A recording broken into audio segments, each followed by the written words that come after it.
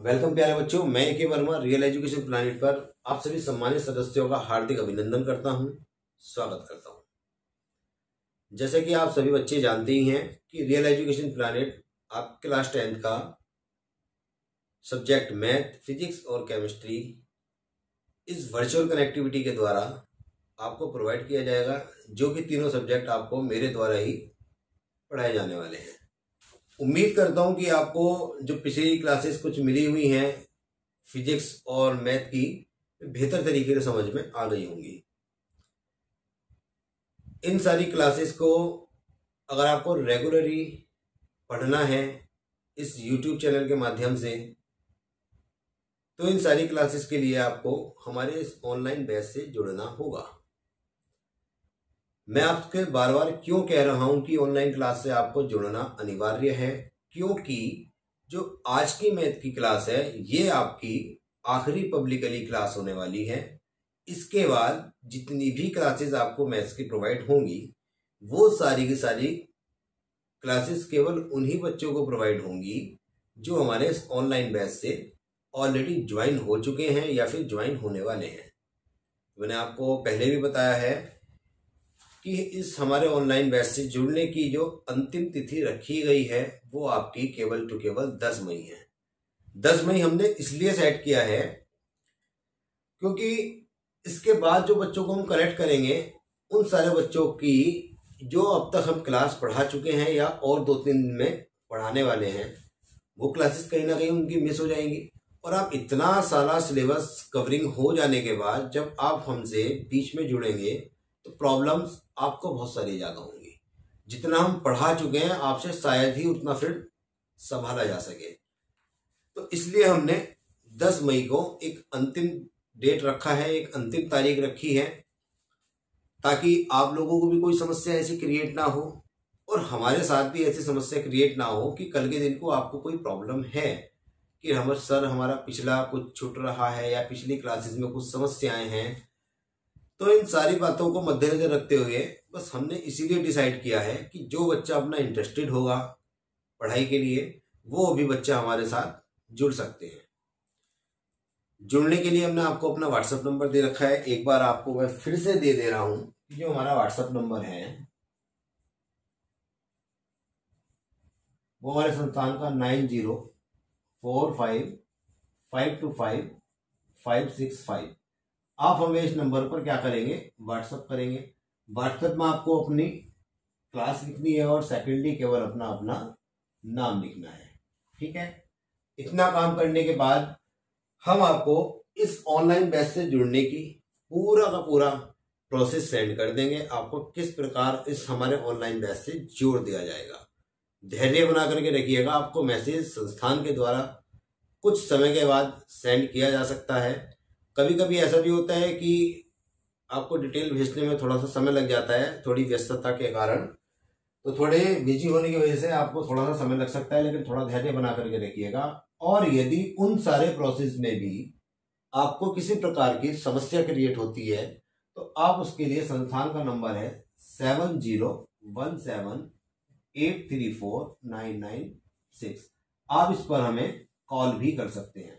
Call करने का समय हमारा शाम के 5 बजे से 7 बजे तक के बीच का है। मैं उम्मीद करता हूं कि जो हमारे बच्चे पढ़ाई को लेकर के इंटरेस्टेड हैं वो सारे बच्चे हमारे इस ऑनलाइन बैच से जुड़ने के लिए तत्पर भी होंगे और अपनी पढ़ाई को सुचारू रूप से चलाने के लिए इस ऑनलाइन बैच से जरूर जुड़ेंगे। मैं इस ऑनलाइन बैच से आपके जुड़ने के 2-3 कारण बता सकता हूं, जो कि आप ध्यानपूर्वक सुने। देखिएगा, एक तो क्या है, हमारा देश इस समय कोविड-19 की महामारी से बहुत बुरी तरीके से उलझा पड़ा है। तो इस महामारी के दौर में हमारी सरकारों ने स्कूल हुए, कॉलेजेस हुए या फिर कोचिंग सेंटर हुए, इन सारी कोचिंग संस्थानों को अनियमित काल के लिए बंद कर दिया गया है। और जैसा कि इस टाइम चल रहा है या फिर कुछ हमारे डॉक्टर्स की टीम जो कुछ इत्तला कर रही है उसके बारे में उनका कहना ये है कि इस कोविड-19 की एक तीसरी लहर भी बहुत जल्द से जल्द हो सकता है कि हमारे देश में आ जाए। कुछ वैज्ञानिकों का, कुछ डॉक्टर्स का, कुछ डॉक्टर्स की टीम का ये कहना है कि हो सकता है ये जून जुलाई में आ जाए, कुछ कह रहे हैं कि हो सकता है कि अगस्त अक्टूबर में आ जाए। खैर, ये कहना अभी इन सब लोगों के लिए भी पॉसिबल नहीं है और हम भी इस चीज का पूरी तरीके से दावा नहीं करते हैं। लेकिन इतना तो तय है कि इन सारी कोरोना काल के मध्य जितनी भी समय है, ये समय हमारी पढ़ाई को लेकर के इस तरीके से वेस्ट सा हो रहा है कि जैसे पढ़ाई लिखाई नाम की कोई चीज है ही नहीं है। लेकिन सरकार भी मजबूर है, क्या करे। अब इतना बड़ा रिस्क भी तो नहीं ले सकते हैं कि भाई कोचिंग संस्थानों को ओपन कर दिया जाए ऑफलाइन, या फिर स्कूल में या कॉलेजेस में बच्चों को बुला करके ऐसी महामारी के संकट में डाल दे। तो सरकार भी अपनी जगह ठीक है। तो इन सारी बातों को मद्देनजर रखते हुए ही रियल एजुकेशन प्लानिट ने ऑनलाइन क्लासेस प्रोवाइड करने का निर्णय लिया है। तो आप भी अपने भविष्य को लेकर के थोड़ा सचेत हो जाएं, है ना। तो इन सारी बातों के लिए आपको हमारे इस ऑनलाइन बैच से जुड़ने की इसलिए आवश्यकता है क्योंकि समय का नहीं पता कि हमारा कितना समय लग जाए कि स्कूल लास्ट ईयर की तरह ओपन हो या ना हो, कोचिंग संस्थान हमारे ऑफलाइन वाले स्टार्ट हो या ना हो, इन सारी चीजों की हमें परमिशन मिले या ना मिले। तो इसलिए आप सभी लोग इन सारी बातों का इंतजार ना करें, जल्द से जल्द हमारे बैच से जुड़ जाएं। जितनी जल्द आप जुड़ोगे उतनी जल्दी आपको क्लासेस प्रोवाइड होनी सुचारू रूप से स्टार्ट हो जाएंगी। तो बस आप इन सारी चीजों के लिए देर ना करें और जल्द से जल्द इस ऑनलाइन बैच से जुड़ने की तैयारी अपनी करने लग जाएं। ठीक है, देखो, क्योंकि आज की जो हमारे पास क्लास ये आपको प्रोवाइड होगी मैथ की, मैं आपको पहले भी बता चुका हूं, ये आज पब्लिकली जो क्लास यूट्यूब चैनल के माध्यम से दी जाने वाली है, ये आखिरी पब्लिकली क्लास होगी। आज के बाद मैथ की जो क्लास 10 है, इसके बाद जितनी भी क्लासेस आपको प्रोवाइड होंगी वो सिर्फ उन्हीं बच्चों को प्रोवाइड होंगी जो बच्चे हमारे इस ऑनलाइन बैच से या पेड बैच से जुड़ चुके हैं। अदरवाइज अब आपकी कोई पब्लिकली 9th की क्लास नहीं होने वाली है। यही आपका फिजिक्स का है। फिजिक्स की भी एक क्लास जो आने वाली अगली क्लास होगी, यानी कि लेक्चर नंबर 3, सिर्फ और सिर्फ वही लेक्चर आपका पब्लिकली होगा। उसके बाद जितनी भी क्लासेज आपकी होंगी वो सारी क्लासेज आपकी पेड बच्चों को ही, पेड बैच को ही प्रोवाइड होंगी। तो आप देर ना करें, क्योंकि बाद में हो सकता है कि आपकी क्लास इतनी हो जाए, सिलेबस आपका इतना हो जाए इस यूट्यूब चैनल के माध्यम से कि आप बाद में उन सारे सिलेबस को ना भी संभाल पाओ। क्योंकि अभी जो समस्याएं होंगी वो हम आपका देख भी सकते हैं, आप हमसे कनेक्ट भी कर सकते हैं। बाद में समस्याएं आपको कोई आएंगी कि आप वीडियोस बाद में देख रहे हो, तो हो सकता है कि आपकी इन सारी प्रॉब्लम को सॉल्व करने में थोड़ी सी हमें भी दिक्कत होगी, है ना। तो इन सारी प्रॉब्लम्स क्रिएट ना हो कल के दिन को, तो आप जल्द से जल्द हमें 1 या 2 दिन में अपने ऑनलाइन बैच से जुड़ने के लिए आप हमें हमारे इस व्हाट्सएप नंबर पर क्लास और नाम लिख करके सेंड कर दें। जब हम आपको डिटेल सेंड करेंगे, उस डिटेल में अगर आपको कोई समस्या क्रिएट हो रही है तो आप हमको कॉलिंग भी कर सकते हैं, जो कि नंबर आपको सामने दिया हुआ है। ठीक है, इन सारी बातों के बाद अब हम अपनी क्लास स्टार्ट करते हैं। तो पिछली क्लास में हमने आपको पढ़ाया था कि बेसिस यूक्लिड डिवीजन लीमा, जो इस लीमा थ्योरम का कुछ बेसिक था वो हमने आपको यहां से बताया था कि किस तरीके से ये यूक्लिड महोदय थे, इन्होंने किस तरीके से इन सारी चीजों के बारे में सोचा और किस तरीके से अपनी इस थ्योरम का निजात किया, यानी कि यहां से अपने कुछ फॉर्मूले या कुछ थ्योरम इन्होंने क्रिएट करी। तो इन भाई साहब की सोच से अपनी सोच को मैच करने के लिए हमने आपको पिछली क्लास में बहुत बेहतरीन तरीके से बताया था कि जब हम किन्हीं भी एक पॉजिटिव नंबर को किसी भी इंटीजर से डिवाइड करते हैं तो वहां से हमें एक चीज मिलती थी। वो चीज हमारे पास क्या था कि dividend is equal to divisor multiply quotient plus remainder. यहां से हमने क्या कंक्लूजन निकाला था, ये कंक्लूजन वहां से हमने निकाल करके आपको दिया था। और एक चीज हमने क्या बताया था इसी में, इससे पहले जब हमने यहाँ पे किया था ना कि 2 से हमने किसको किया था, 5 को डिवाइड किया था, तो यहाँ पे 2 आ जाता है, 2 2 जा 4, यहाँ से आता था हमारे पास 1। तो यहाँ पे हमने आपको क्या क्या चीजें बताई थी, एक बार रिकॉल कर लेते हैं उन सारी चीजों को। जो हमारे पास क्यूसेंट होता है, जो हमारा क्यूसेंट होता है, ये हमारा always less than and is equal to इसके हो जाता है डिविडेंड के। क्या उसके हो जाता है, डिविडेंड के। देखिएगा आप यहाँ पे क्यूसेंट देखिएगा, डिविडेंड से क्या है, छोटा ही है, लेकिन किस कंडीशन में इक्वल होता है हमने आपको ये भी बताया था। अगर इस 5 को हम 1 से डिवाइड कर दें तो 1 5 जा 5, तो इस कंडीशन में क्या होता है, देखो डिविडेंड भी 5 है और हमारे पास क्यूसेंट भी क्या है, 5। इस कंडीशन में क्या होता है, क्यूसेंट डिविडेंड के इज इक्वल टू हो जाता है। और अदरवाइज कुछ भी नंबर आए 1 के अलावा तो हमारा डिविडेंड क्या होगा, इस नंबर से ऑलवेज ग्रेटर होगा। क्या होगा, डिविडेंड हमारा क्यूसेंट से ऑलवेज बड़ा होगा। एक कंक्लूजन हमने यहां से ये निकाला था। एक कंक्लूजन हमने यहां से क्या निकाला था कि हमारा जो रिमाइंडर होता है वो या तो हमारा 0 होगा, वो या तो हमारा 0 होगा, अदरवाइज 0 से बड़ा होगा। लेकिन ये भी हमारा क्या होता है, ये हमारा डिवाइजर से क्या होता है, लेस होता है, डिवाइजर से लेस होता है। अब तक दिखाई दे रहा है ना बोर्ड पर, ओके।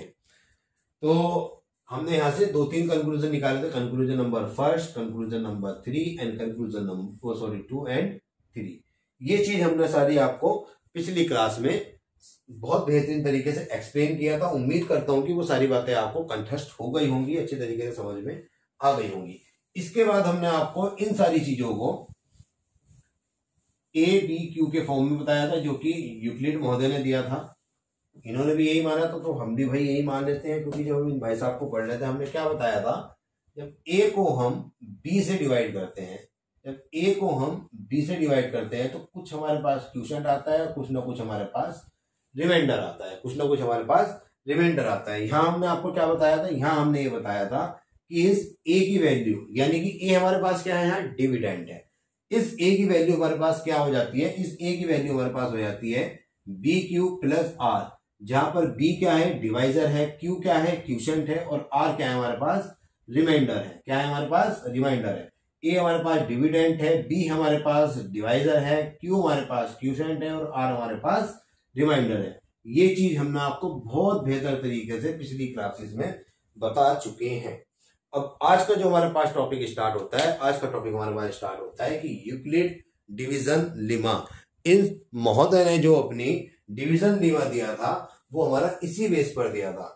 वैसे तो ये सारी चीजें हम पिछली क्लास में प्रोवाइड आपको कर चुके हैं अपने पिछले लेक्चर के माध्यम से, लेकिन आज के लेक्चर में हम आपको क्या बता रहे हैं कि अगर एग्जाम में हमसे पूछा जाएगा कि यूक्लिड डिवीजन लेमा क्या होता क्या है, तो आपको ये स्टेटमेंट लिखना है। आपको क्या लिखना है, ये स्टेटमेंट लिखा है जो आपके बोर्ड पर आपको दिखाई दे रहा है। Let A and B any two positive integer, then their exit unique integer q and r such that a is equal to bq plus r, जो कि हम आपको पिछली क्लास में बहुत अच्छे तरीके से बता चुके हैं। अगर हमारे पास एग्जाम में आता है एक थ्योरम लिखने के लिए तो हमें बिल्कुल एज इट इज ये का ये लिखना होगा। आप इसको केवल यहां तक भी लिख सकते हैं, तब भी आपका काम बन जाएगा। कोई एग्जामिनर आपका यहां से यहां तक लिखने में भी इसमें आपका कोई मार्क्स कट नहीं करेगा।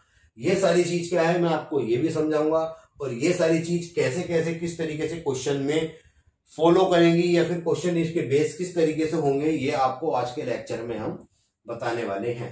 देखिएगा एक बार फिर से मैं आपको बता दे रहा हूं कि मैं आपको इसलिए जोर क्यों दे रहा हूं कि आपको एज इट इज ऐसा ही लिखना है।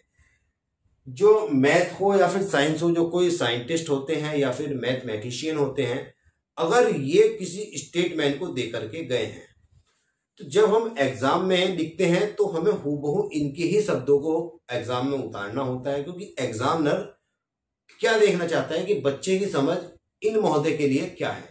तो उस टाइम क्या होता है, इनके स्टेटमेंट को हम इनके वर्डों में ही लिख करके आते हैं तो एग्जामिनर हमारा वहां से ज्यादा खुश होता है। ठीक है ना, एग्जामिनर हमारा वहां से ज्यादा खुश होता है और हमको फुल मार्क्स वहां से मिल जाते हैं। इसलिए मैं कह रहा हूं कि इन सारी चीजों को, इसलिए मैं आपको ये सारी चीज बोर्ड पर लिख भी देता हूं ताकि ये सारी चीज आप अपनी कॉपी में एक बेहतर समझ के तरीके से इन सारी चीजों को नोट कर सकते हो। अब आते हैं हम, इन महोदय ने क्या कहा, एक वर्ड देखिएगा इसके अंदर बहुत शानदार है, unique integer Q and R. ये यूनिक क्यों है ये आपको अभी समझ में आ जाएगा जब हम आपको ये सारी की सारी चीज एक्सप्लेन करेंगे। देखो यहां हुआ क्या था, जब पिछले लेक्चर हमने पढ़ा था कि हमारे पास क्या मिल गया था, हमारे पास मिल गया था A is equal to B Q plus R. ये कब मिला था, ये हमारे पास तब मिला था जब हमने इस A को B से क्या किया था, जब इस A को B से हमने क्या किया था, डिवाइड किया था। ठीक है ना। अब यहाँ पे हमारे पास एक चीज लिखी हुई है कि पॉजिटिव इंटीजर। इन महोदय साहब ने तो ये कहा था कि ये पॉजिटिव इंटीजर्स के लिए काम करेगा, लेकिन बाद में जब कुछ एक्सपेरिमेंट होते चले गए तो ये हमारे पास पॉजिटिव और निगेटिव दोनों इंटीजर के लिए वर्क करता है। तो आज की क्लास में हम केवल टू केवल पॉजिटिव इंटीजर का ही जिक्र करने वाले हैं और इसके बारे में आपको हम एक्सप्लेनेशन करेंगे। नेक्स्ट लेक्चर में हम आपको बताएंगे कि निगेटिव इंटीजर्स के भी किस तरीके से होता है। ठीक है, तो आज की क्लास स्टार्ट करते हैं हम। और हाँ, उससे पहले थोड़ा सा ये भी समझ लेते हैं कि इफ बी, ये जो हमारे पास डैश है या फिर इसको डंडा बोल दो ए, इसका क्या मतलब है। इसका मतलब ये होता है कि ए को हमने किससे डिवाइड किया है, बी से। यानी कि इस डंडे के जो लेफ्ट में लिखा हुआ होता है वो क्या होता है, जो अपॉन में होता है यानी कि डिनोमिनेटर, और जो इसके राइट हैंडेड में लिखा हुआ होता है उसको क्या होता है हमारा, वो होता है हमारा न्यूमरेटर। यानी कि हमने ए को बी से डिवाइड किया। इसका मतलब तो होता है, या इसको डिवाइड करने की हमने कोशिश की है, और इसका मतलब ये है कि अगर ये इस फॉर्म में लिखा है तो यानी कि बी ए को पूरी तरीके से डिवाइड कर रहा है। यानी कि यहाँ पे हमारा रिमाइंडर क्या आ जाएगा, यहाँ पर हमारा रिमाइंडर आ जाएगा 0। क्या आ जाएगा, 0। ध्यान दीजिएगा और कॉन्सेंट्रेट करिएगा जिस बात को मैं कह रहा हूं। अगर हमारे पास इस तरीके से फॉर्म लिखी भी आती है, कभी कभी हमारा ऑप्शनल या 1 नंबर में ये क्वेश्चन भी आ जाता है कि बी डैश ए, इसका मतलब क्या है, ए को बी से डिवाइड किया जा रहा है। जिस तरीके से, किस तरीके से, कि बी ए को पूरी तरीके से कंप्लीटली डिवाइड कर दे और हमारे यहाँ पे रिमाइंडर क्या आ जाए, ए आ जाए, वो सॉरी 0 आ जाए। क्या आ जाए, रिमाइंडर 0 आ जाए। अगर यही फॉर्म हमें एग्जाम में या फिर कहीं पर भी इस तरीके से लिखी मिल गई तो इसका मतलब क्या है, ए को बी डिवाइड तो कर रहा है, लेकिन इस कंडीशन में क्या होगा, इस आर की वैल्यू कुछ ना कुछ होगी, यहाँ पे 0 नहीं होगा आर। यानी कि रिमाइंडर हमारे पास क्या होगा, इस कंडीशन में 0 नहीं होगा। बी ए को डिवाइड करने की कोशिश तो कर रहा है, लेकिन यहां पर होता क्या है कि रिमाइंडर कुछ ना कुछ आएगा। तो उम्मीद करता हूं कि इस डैश का आपको मतलब बहुत बेहतर तरीके से समझ में आएगा कि इस फॉर्म का मतलब क्या होता है। Now if B A then R is equal to 0, यही बात यहां पे लिखी है। अगर बी ए को कंप्लीटली डिवाइड कर रहा है तो रिमाइंडर हमारा क्या आता है, 0। Otherwise, are satisfied the stronger inequality 0 less than R less than B। ये सारी चीज आप पिछले लेक्चर में यहां से पढ़ ही चुके हो। ठीक है ना। अब आते हैं, हम लेते हैं इसकी हम पॉजिटिव फॉर्म। तो फॉर्म ऑफ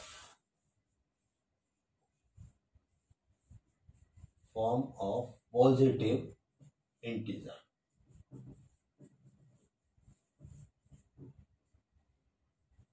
तो फॉर्म ऑफ इंटीजर के लिए क्या करते हैं, यहां पे हम लेट करते हैं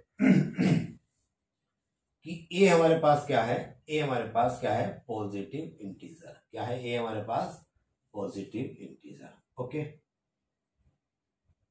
जब ए हमारे पास पॉजिटिव इंटीजर है तो ए को हम कुछ कंडीशन लेते हैं कि पहले किसी और नंबर से डिवाइड करते हैं, फिर किसी और नंबर से डिवाइड करते हैं, फिर और किसी नंबर से डिवाइड करते हैं। इसी तरीके से अपने इन क्वेश्चन के माध्यम से, ये क्वेश्चन है आपके, तब तक हमारे पास ये वाली जो फॉर्म आई थी कि A is equal to B Q plus R, इसकी क्या क्या कंडीशन बन सकती हैं और ये किस किस फॉर्म में लिखा जा सकता है, यहां से हम ये पता करने वाले हैं। तो फर्स्ट टाइम इसको हम डिवाइड करते हैं, ए को जो कि हमारे पास पॉजिटिव इंटीजर है, इसको डिवाइड करते हैं हम किससे, 2 से। किससे कर रहे हैं, 2 से। जब ए को हम 2 से डिवाइड करेंगे, जब ए को हम 2 से डिवाइड करेंगे तो कुछ ना कुछ हमारे पास क्वोशिएंट भी आएगा और कुछ ना कुछ हमारे पास आर भी आएगा। लेकिन यहां पर आर की कुछ कंडीशन बनती हैं। वो कंडीशन आर की क्या होती हैं वो आप बहुत अच्छी तरीके से थोड़ा ध्यान दीजिएगा कि वो कंडीशन हमारे पास क्या बन सकती है। आर या तो हमारा क्या हो सकता है, 0 हो सकता है, या फिर हमारा 0 से कुछ बड़ा भी हो सकता है। लेकिन कहां तक, जो कि हमारे पास क्या है, डिवाइजर। डिवाइजर कितना है, 2। यही तो हमने आपको बताया था, और यही चीज यहाँ पे लिखी हुई है। बी हमारे पास क्या है, बी हमारे पास क्या है, डिवाइजर है। देखिएगा क्या है, डिवाइजर है, यानी कि जिससे डिवाइड कर रहे हैं। तो इसकी कंडीशन हमारे पास क्या बन गई, 2 कंडीशन बनती हैं। इस कंडीशन में क्या होगा, अगर हमारे पास R 0 हो और हमारे पास क्या हो, R 1 हो, तो तब हमारे पास इस फॉर्म को किस तरीके से रिप्रेजेंट किया जा सकता है। तो यहां पर A क्या है, A तो A है। फिर उसके बाद हमारे पास यहाँ पे B क्या है, हमारे पास B यहाँ पर कितना है, 2 है। क्वेश्चन कुछ ना कुछ आ रहा है, और R हमारे पास होता ही है। ठीक है, ये फॉर्म हमारे पास होती ही होती है। ठीक है ना। लेकिन फर्स्ट कंडीशन हमारे पास क्या है, इस कंडीशन में ये कंडीशन तो बन सकती है। आप एक काम करना, इसको यहाँ पे लिखना इस तरीके से, ये फॉर्म कब कब बन जाएगी, जब 0 <= R <2 हो, तो कंडीशन बन रही है ये। अब मैंने आपको क्या बताया कि R की वैल्यू एक तो 0 है और R की वैल्यू एक तो 1 है। भाई 1 से तो ज्यादा हो नहीं सकती ना, क्योंकि हमारे पास कितना है, 2, जो कि डिवाइजर है। तो हमारे पास R की वैल्यू एक तो 0 हो जाएगी और दूसरी हमारे पास क्या हो जाएगी, 1, क्योंकि 2 से छोटा क्या है, 1 ही तो है। तो यहां से हमारे पास A की वैल्यू कितनी आ जाएगी, तो A = 2Q प्लस R की जगह क्या आ जाएगा, 0। तो A की वैल्यू कितनी आ गई, 2Q, A = 2Q। दूसरी कंडीशन हमारे पास क्या है कि R = कितना है, 1 है। R = कितना है, 1 है। तो इस कंडीशन में क्या हो जाएगा, इस वाली इक्वेशन में इसकी वैल्यू को पुट करते हैं, तो A = 2Q प्लस R की जगह 1। तो यहां से हम ये देखते हैं कि अगर हम किसी भी पॉजिटिव इंटीजर को 2 से डिवाइड कर रहे हैं, तो उसकी कितनी कंडीशन बनती है, उसकी हमारे पास 2 कंडीशन बनती हैं। एक तो R = 0 और दूसरी कंडीशन क्या बनती है, R = 1।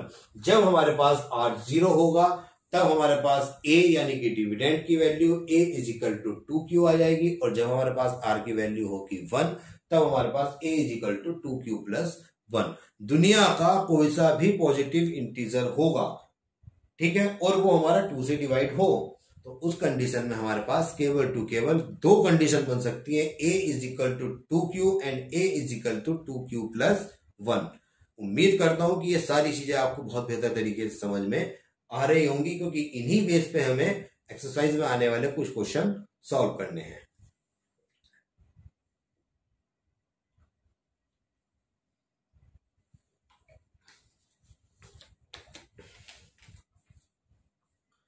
चलिएगा, इसको आप नोट करिएगा फटाफट, स्क्रीनशॉट लेकर के स्क्रीनशॉट लीजिएगा, इसको फटाफट नोट करिएगा। इसके बाद देखते हैं कि A को अगर हम 3 से डिवाइड करते हैं तो क्या कंडीशन बनती है, A को अगर हम 4 से डिवाइड करते हैं तो क्या कंडीशन बनती है, A को 5 से डिवाइड करते हैं तो क्या कंडीशन बनती है। तो ये 2-3 क्वेश्चन इस टाइप के हम कर लेते हैं, तो यहां से हमें सारी कंडीशन पता चल जाएगी, एक सीक्वेंस किस तरीके से बनता है और किस तरीके से नहीं बनता है। अगर आपको अभी भी कुछ अच्छी तरीके से समझ में नहीं आया है, तो बहुत ध्यान से इस पूरे लेक्चर को देखिएगा, जो आगे जो बताने वाला हूं उसको तो स्पेशली, कि यहां से हम आपको बताना क्या चाह रहे हैं और आप फाइंड क्या करना चाह रहे हैं। ठीक है, अगर हम इस A को 3 से डिवाइड कर दें, किससे बता रहा हूं मैं, 3 से डिवाइड कर दें, तो हमारे पास कितना आ जाएगा, 3 डिवाइजर है, A हमारे पास डिविडेंट है। जब A को हम 3 से डिवाइड करते हैं तो कुछ ना कुछ क्यूशेंट आएगा और कुछ ना कुछ हमारे पास रिमाइंडर आएगा, कुछ ना कुछ हमारे पास Q आएगा और कुछ ना कुछ हमारे पास रिमाइंडर आएगा। जब इस तरीके की बात होगी तो हमारे पास यहाँ से R क्या हो सकता है, देखो भाई R जाहिर सी बात है, डिवाइजर कितना है, 3, तो यहाँ कितना आ जाएगा, 3। और ये कहां तक हो सकता है, या तो 0 हो जाएगा या फिर 0 से बड़ा हो जाएगा। ये तो कंडीशन बनेगी हमारे पास, ये तो कंडीशन बनेगी। ये कंडीशन हमारे पास कब बनती है, इसको थोड़ा सा यहाँ लिख लेते हैं, 0 = R and 3। ये कब है, जब हमारे पास A = 3Q प्लस R, जहां पर A हमारे पास डिविडेंट है, 3 हमारे पास डिवाइजर है, Q हमारे पास क्यूशेंट है, R हमारे पास रिमाइंडर है। अब यहां से हमारे पास R की क्या क्या कंडीशन बन सकती है, भाई देखो, एक तो 0 हो जाएगा, R की वैल्यू एक तो 0 हो जाएगी, दूसरी R की वैल्यू हमारे पास 1 हो जाएगी, तीसरी R की वैल्यू हमारे पास 2 हो जाएगी। क्या कोई R की वैल्यू बनेगी, यस और नो, आर की वैल्यू कोई भी नहीं बनेगी, क्योंकि अगली क्या है हमारे पास r इक्वल टू 3, बट यहाँ पे क्या है r की वैल्यू 3 से कम है, तो 3 तो कभी भी नहीं हो सकती है, 3 हमारे पास कभी भी नहीं हो सकती है। तो अब हमें क्या लिखना है, इस a की वैल्यू को लिखना है कि a इक्वल टू जब हमारे पास r 0 हो तो a क्या होगा,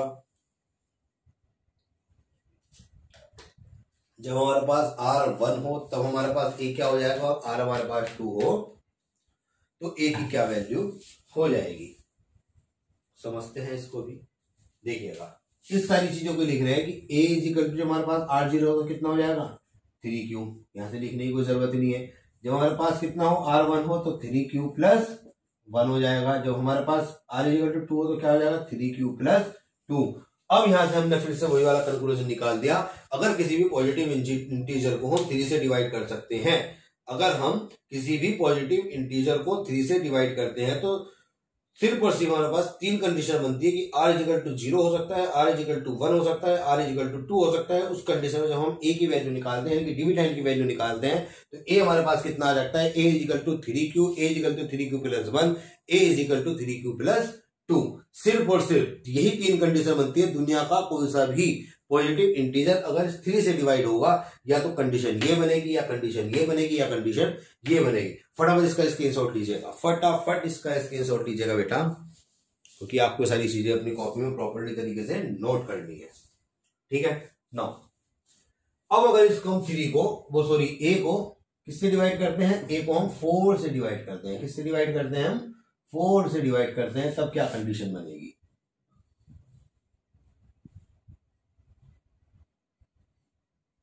ठीक है, अब हमने किससे डिवाइड किया है इसको, 4 से, तो हमारे पास क्या हो जाएगा 4q प्लस r, और इसकी वैल्यू कितनी आ जाएगी 0 less than equal to r and less than 4, क्योंकि हमारे पास डिवाइजर क्या है इस बार 4। तो इसमें कितनी कंडीशन बन जाएगी, इसमें 4 कंडीशन बन जाएगी, r equal to 0, r equal to 1, r equal to 2 और r इक्वल टू 3। क्या और कोई कंडीशन बनेगी, नहीं, और कोई कंडीशन इसमें बन ही नहीं सकती है। क्यों, क्योंकि r की वैल्यू हमारे पास 4 से क्या होनी चाहिए, कम ही होनी चाहिए।